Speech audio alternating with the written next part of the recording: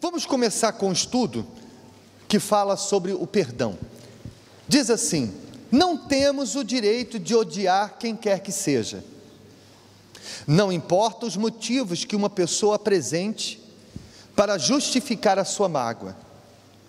Pois se Deus, que é santo, não odeia os pecadores, como nós, pecadores, poderíamos odiar aqueles que falham como nós?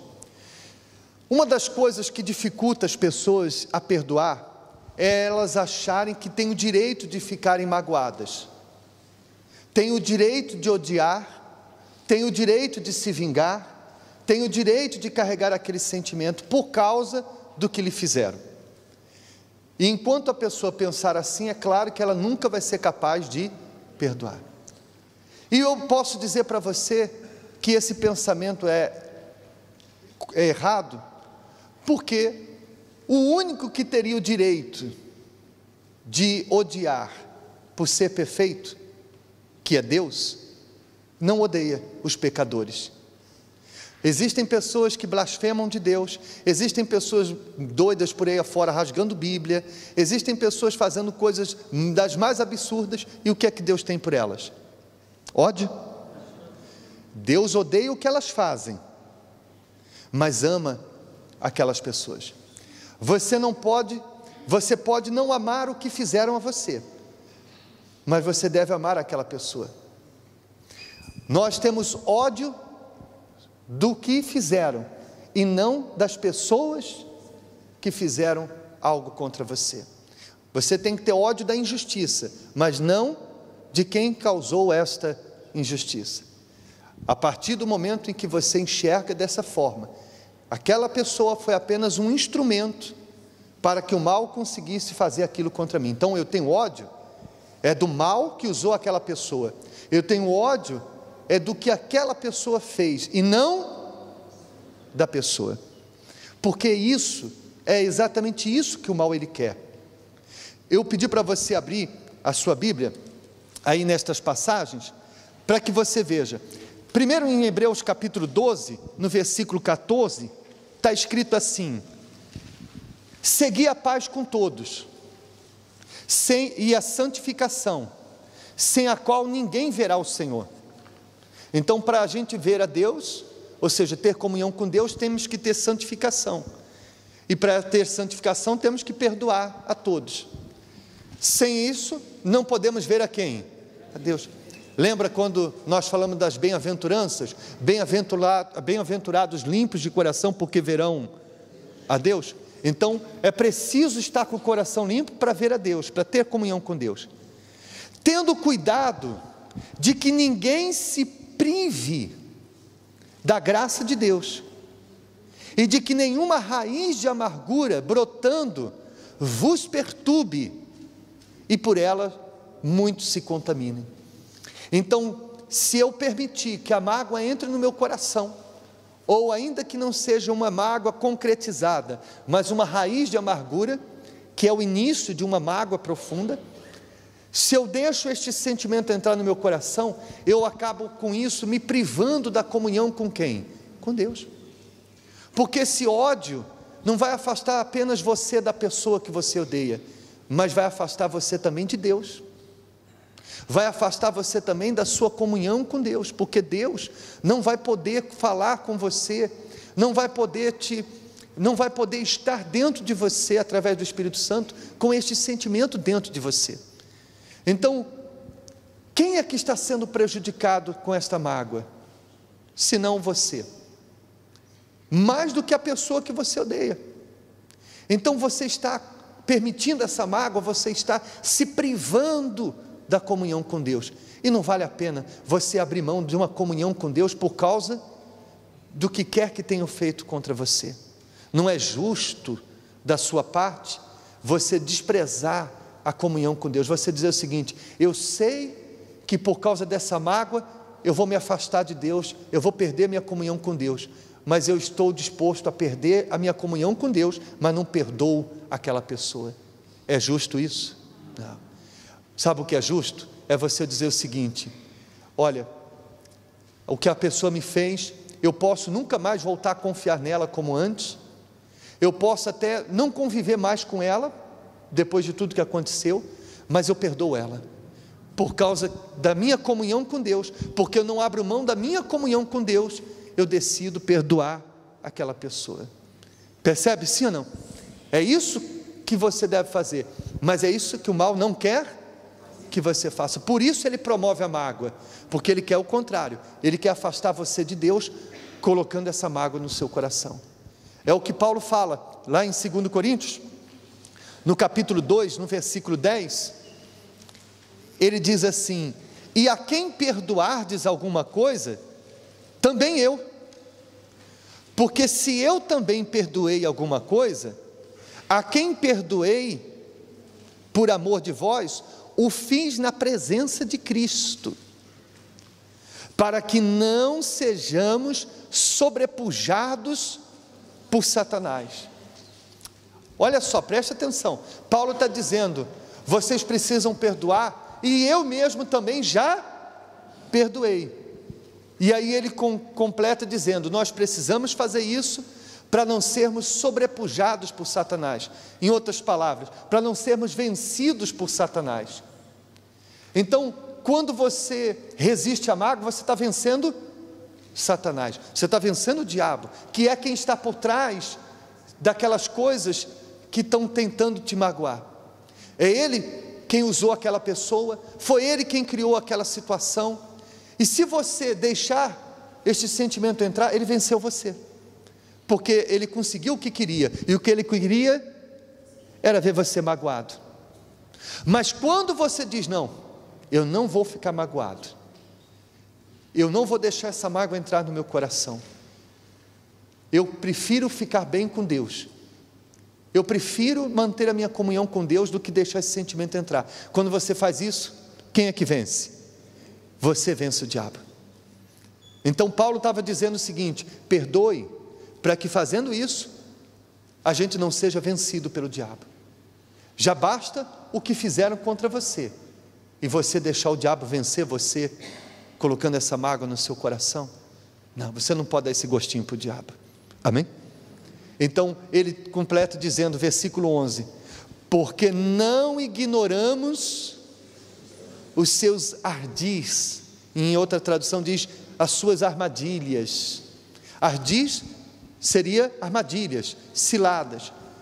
Então Paulo diz, não ignoramos os seus ardis, ou seja, não subestimamos as suas artimanhas, não despreze as armadilhas do diabo. Aquela mágoa que ele quer que você guarde no coração é uma armadilha do diabo, e se você caiu nessa armadilha, você deve sair dela, porque enquanto você estiver com essa mágoa, você está preso na armadilha dele, na gaiola. Lá no Brasil tem uma coisa que nós chamamos arapuca. Sabe o que é uma arapuca? É aquelas casinhas assim que quem caça passarinho na roça, põe um pauzinho assim em cima, e a gaiolinha aberta, aí o passarinho, coitado, vai lá, comeu a comida, e ele puxa o pauzinho, e a armadilha cai sobre ele, e o passarinho fica lá preso. Se você se deixa levar pela mágoa, você caiu na armadilha do diabo, e você precisa sair dela, amém? O Espírito Santo vai te ajudar a sair dela.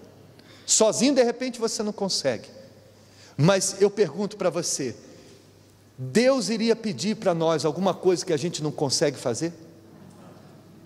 Faria sentido Deus dizer assim, você tem que perdoar, se Ele não desse para nós condições para isso? Entenda, Deus nunca vai pedir uma coisa para uma pessoa que ela não possa fazer. Por isso, tudo que você lê na Bíblia, você nunca vai poder dizer, isso eu não posso fazer, porque se você não pudesse fazer, Deus não pediria.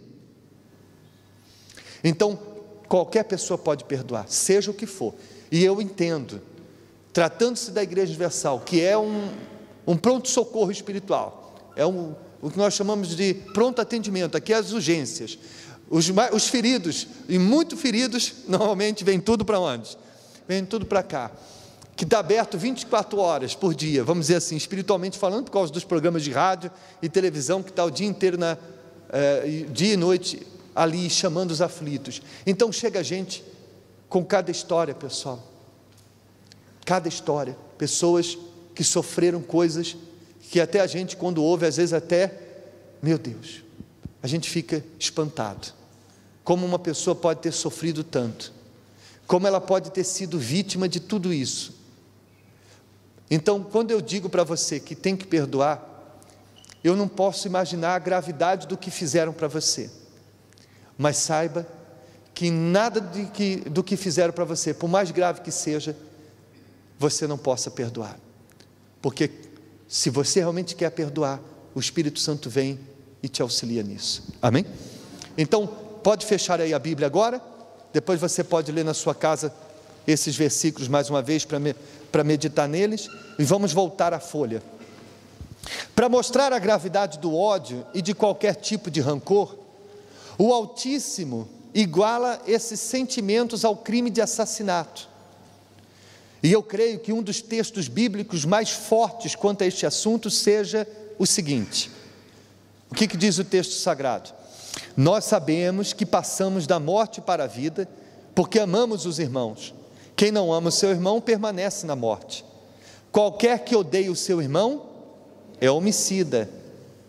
E vós sabeis que nenhum homicida tem a vida eterna permanecendo nele. Veja que matar não é só tirar a vida de alguém. Aos olhos de Deus, assassino é todo aquele que odeia outra pessoa.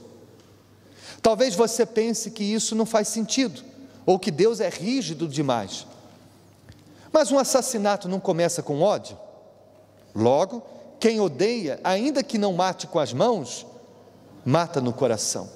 Além disso, anda pelo mesmo caminho de Caim, que instigado pelo diabo, odiou Abel e lhe tirou a vida. Então a Bíblia chama quem odeia o seu irmão de homicida, e por mais forte que possa parecer, mas quando uma pessoa odeia, ela não diz dentro dela, fulano morreu para mim. Você não já viu pessoas dizendo assim, eu não quero nem ouvir falar do fulano, para mim ele morreu. Ou seja, ela cometeu o assassinato daquela pessoa dentro dela. E há pessoas que odeiam tanto, que só não matam porque matar é crime, mas o desejo de matar está dentro dela. Então qual a diferença entre ela que deseja a morte daquela pessoa e quem realmente mata? Jesus não disse que quem olha para uma mulher com desejo de adulterar, já adulterou com ela? Se formos trazer isso para mágoa, quem deseja a morte de alguém, não está da mesma forma também matando aquela pessoa? Então às vezes a pessoa diz assim, não, eu nunca fiz mal a ninguém, mas o ódio coloca ela no mesmo nível, aos olhos de Deus, no mesmo nível que um assassino que cometeu um homicídio. Percebe sim ou não? A gravidade? O que mais diz aí? Quando Deus percebeu esse ódio em Caim, está escrito, então lhe disse o Senhor, por que andas irado? E por que descaiu o teu semblante? Se procederes bem, não é certo que serás aceito? Se todavia procederes mal, eis que o pecado jaz à porta. O seu desejo será contra ti, mas a ti cumpre dominá-lo. Deus, quando percebeu o ódio no coração de Caim por Abel, Deus disse para Caim o seguinte, olha, esse desejo é contra você. E é o que nós temos falado essa semana. A mágoa não prejudica quem a pessoa tem mágoa, prejudica o magoado. Esse desejo é contra você, faz mal a você. E Deus falou para Caim, mas cumpre a você dominá-lo. Você deixou ele entrar, agora cabe a você eliminar de dentro de si. O termo homicida é atribuído a Satanás. Jesus disse para os fariseus, vós tendes por pai ao diabo, e quereis satisfazer os desejos do vosso pai, pois ele foi homicida, desde o princípio, e não se firmou na verdade, pois ele esteve por detrás do primeiro homicídio na Bíblia. Ninguém é mais vingativo do que ele, desde que foi expulso do céu. o diabo luta para se vingar de Deus. Sendo assim, quem se move pelo ódio e pelo desejo de vingança, age exatamente como Satanás. Veja que coisa forte. Como que eu, como um cristão, posso ter dentro de mim os mesmos sentimentos que o diabo tem? Porque ele é homicida, porque ele é vingativo, porque ele traz esses sentimentos dentro dele e está por trás desses sentimentos. Como eu posso ser uma pessoa de Deus e ter dentro de mim os sentimentos que tem no diabo? Não, se eu sou uma pessoa de Deus, se eu sou um cristão verdadeiro, eu não posso ter dentro de mim os sentimentos que são do diabo. Eu tenho que ter dentro de mim os sentimentos que são de quem? De Deus. Entende sim ou não? Então é muito forte isso. Não é à toa, como nós vimos no testemunho da Anabela, não é à toa que tem muita gente que está há anos na igreja e não vê a vida avançar. E não é só no sentido material, mas principalmente, e o pior de todos, é no sentido espiritual. A pessoa estar anos na igreja e ainda não nasceu de novo, anos na igreja e ainda é aquela mesma pessoa fraca, inconstante, insegura, infiel, anos na igreja e ainda não recebeu o Espírito Santo. E por quê?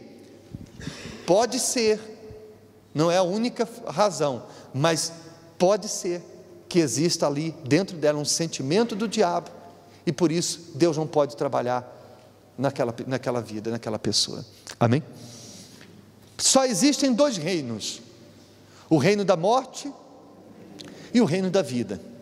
Como cidadãos, pertencemos a um ou ao outro, e não é a opinião pública ou a opinião do nosso próprio coração que dirá a qual deles pertencemos, mas sim os nossos frutos. Cultivar a mágoa é se colocar no território do mal, ao passo que manter o coração puro é escolher todos os dias pertencer ao reino de Deus. Aqueles que sabem de tudo isso, e mesmo assim alimentam uma mágoa, se entregam à ação do diabo, e voluntariamente se rendem à morte.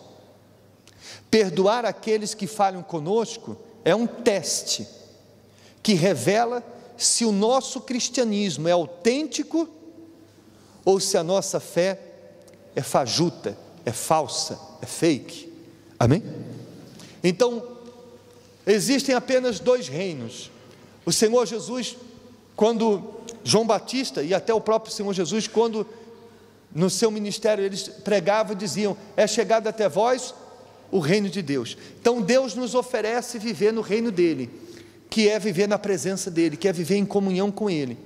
Mas existe o reino das trevas, que é viver magoado, que é viver com um desejo de vingança, que é viver escravo do pecado.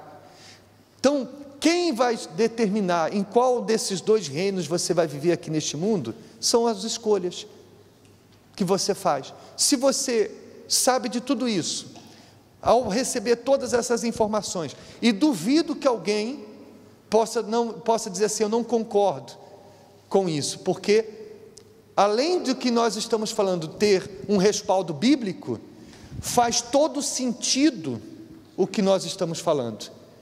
Então não acredito que haja ninguém entre vocês que possa dizer: não concordo com isso.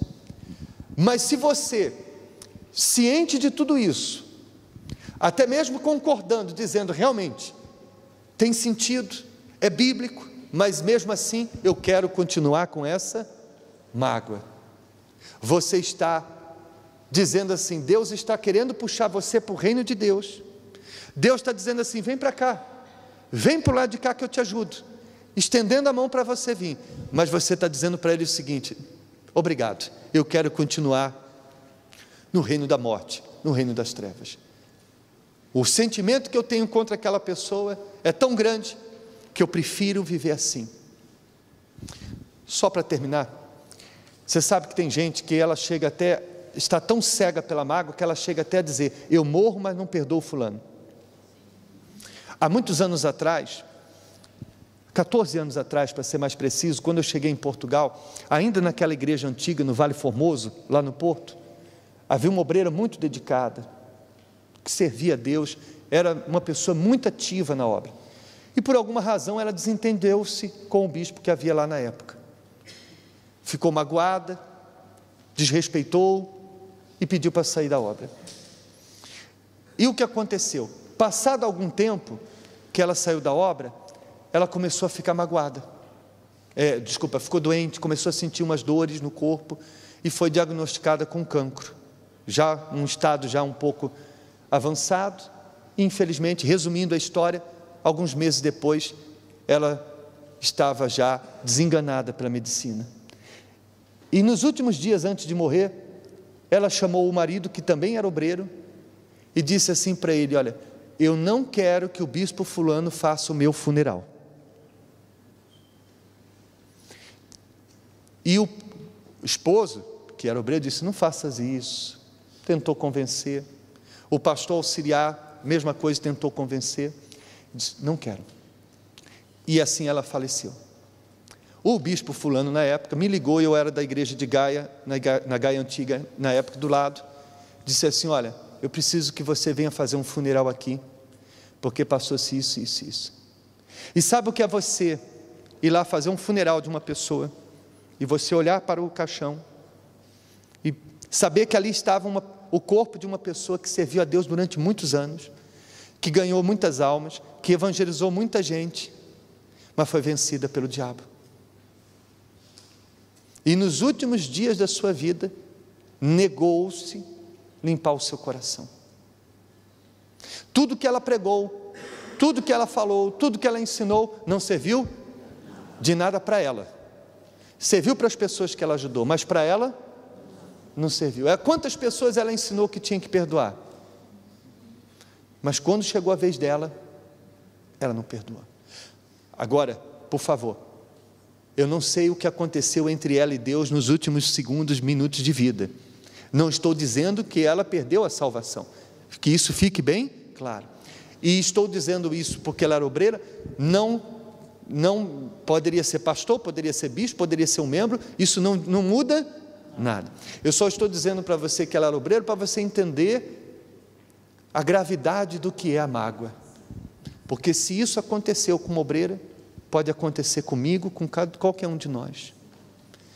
As armadilhas do diabo estão sempre ali, e o que nós temos que fazer é não cair nelas. E se você caiu, ainda há tempo de você sair delas. E a condição que você precisa está aí. O que diz o último versículo?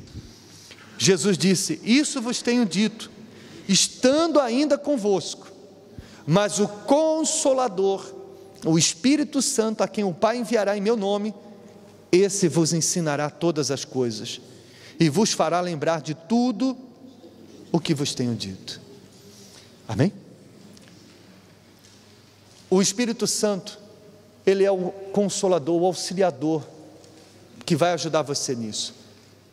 No original grego em que foi escrito o Novo Testamento, a palavra Consolador e Auxiliador tem o mesmo sentido.